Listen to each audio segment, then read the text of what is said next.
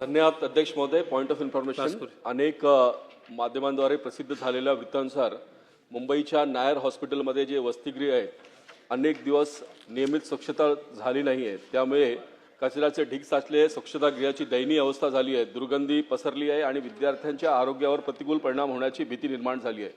सुमारे 300हून अधिक विद्यार्थी या परिस्थितीत राहण्यास बाध्य झाले आहेत.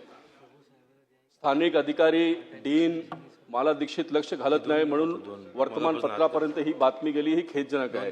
राज्यातील वैद्यकीय शिक्षण घेणारे विद्यार्थी हे उद्याच्या आरोग्याचे व्यवस्थेचे कणा आहेत, परंतु दुर्दैवाने अशा विद्यार्थ्यांना मागील काही दिवसापासून अत्यंत अस्वच्छ, असुरक्षित व अमानुष परिस्थितीत वास्तव्य करावे लागत आहे.